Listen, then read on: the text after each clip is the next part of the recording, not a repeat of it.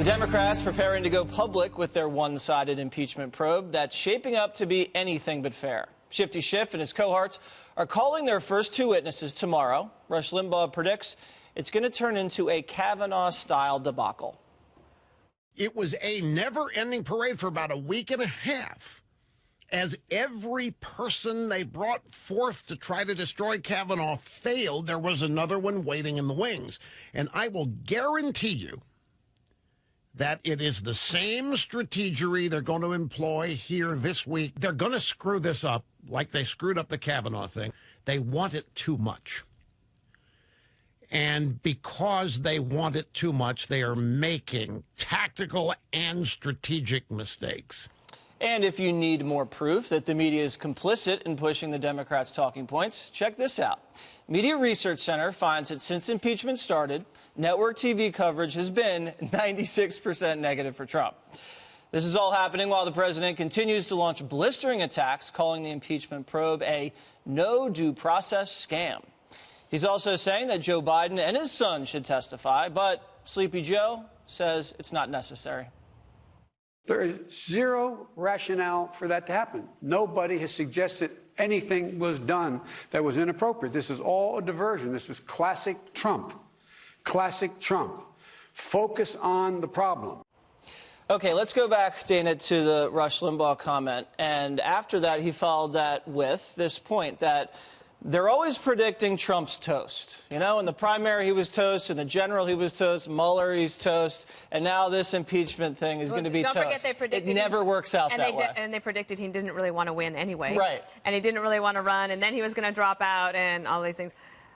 I think that the media is expecting a very strong performance out of the Democrats tomorrow because the Democrats have set this bar really high, which makes me think, okay, they're not... They might have something up their sleeve. I have no idea what it is. A crying witness? I don't know. The crying witness, I don't know. That probably comes later. Okay. I don't think you start with your crying witness. Okay. I think you wait for the crying witness. But I wonder if they might have something up their sleeve. I don't know what it could be. But if they just come out and rehash what we've been talking about for the last 6 weeks, it seems to me that'll be a pretty short-lived hearing. And, Greg, I don't think having Schiff run this thing is just good optics. He's not easy on the eyes. He's annoying when he opens his mouth, and he's just not trustworthy. Well, he has a problem in that we know exactly what he's going to do, and then he does it horribly. I don't think this is going to be like Kavanaugh at all. It's not going to be that interesting because it's about a phone call. It's about a president doing his job, and it's about the opinions about whether it was appropriate or inappropriate. It's about opinions. So the Democrats, here's my prediction, are going to do their best to draw out the emotion by using questions like, did you feel threatened?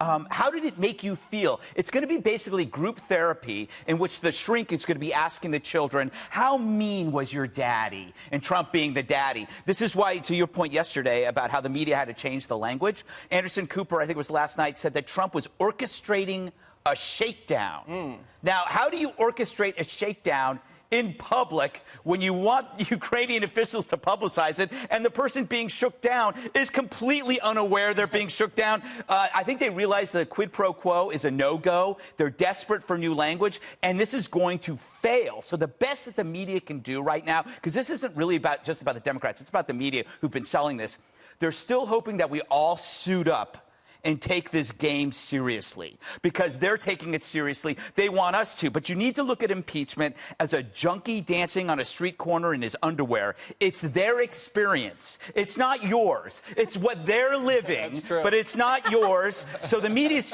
strategy is preventive intervention. CNN is trying to get the public to be so interested in this. Please, this is so important. But it's not happening. It's not happening. Everybody knows it's just going to be about people whining about a phone call. This thing is going to peter out in an hour. Maybe Schiff's secret is going to be a dancing junkie in his underwear. I mean, I'd watch that, Juan. What do you think? Come on over to my place. What do you think about Greg's point that the so-called scandal just doesn't have the emotional firepower that other scandals have had? I know you're a young man, Jesse, but John Dean sat there in his monotone, and guess what? I think it was over like a week, the numbers just tumbled for President Nixon. Right. I mean, America just said, wait a second, what is he saying? That's unbelievable. I mean, so that's not it. I mean, to me, what we've got here is an effort, and Greg, I think, reflects this, which is to say to the American people, forget about this. This is a bore. It's not interesting. This is not. And it's not real. Not even Clinton and sex. But this is much more important, in my opinion. In my opinion, what this requires is for people, right now, the Republican strategy, say, yes, there's a mountain of evidence, but don't look. Look at the rainbows. Look at the rainbows in what the other evidence? direction. It's opinions. You know, so it's tribal blindness. Because if this was Obama, if this was Hillary Clinton, they would say, hang him from the highest tree. This is treason. We would hang Obama? The GOP defense memo that came out yesterday, here's how our strategy is going to be for this, said, attack the witnesses, attack the credibility of William Taylor. I don't know how you do that. He's a Trump guy. Attack the credibility of George Kent. The other guy's going to testify tomorrow. These are never Trumpers. How ridiculous. These people not only worked for Trump, they were hired in times by Mike Pompeo, by Trump. Shift the discussion away from Trump. Let's talk about Joe Biden. Let's talk about Hunter Biden. Are they under threat of Yeah, but they're part of this, no. and you can't do anything about it. This is about impeaching President Trump. For 3 years, that's been the Katie, case. you can still, as Juan says, have a mountain of evidence, but it doesn't add up to a high crime and misdemeanor. It's just a mountain of something else, Juan. Oh, gosh. Well, and, you know, you can go back to what the president's phone call said, and that's something that he's been arguing that they can do. The question about Hunter Biden is an interesting one, because before this phone call was released and the complaint was filed, the New Yorker ran that piece on July 1st asking the question of whether Hunter Biden was going to derail his father's campaign because of all the corruption allegations in Ukraine. So before it was popular to say that President Trump was the only one attacking Hunter Biden, the media was actually doing exposés on this. And as we pointed out before, the Obama campaign actually looked into some of this, and Joe Biden got very upset that they were kind of circling around to see maybe what would cause a problem for the Obama campaign.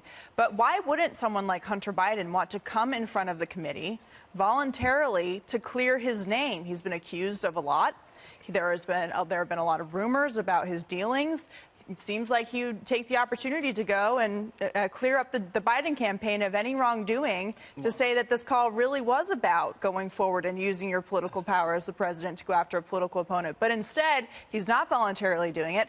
Adam Schiff is blocking him, and Adam Schiff is refusing to bring any Republican requested witnesses, which shows that they're not interested in a fair process, especially after the vote was so party line in terms of moving the thing forward. Yeah, even Adam Schiff's not stupid enough to bring Hunter to testify. Yeah, I don't think that's going to happen. I think it's interesting that he doesn't happen. Let's not pay attention to blow up Trump. right in his face. Let's pay attention to Hunter Biden. Jesse, can we talk about what Dana said before the show started?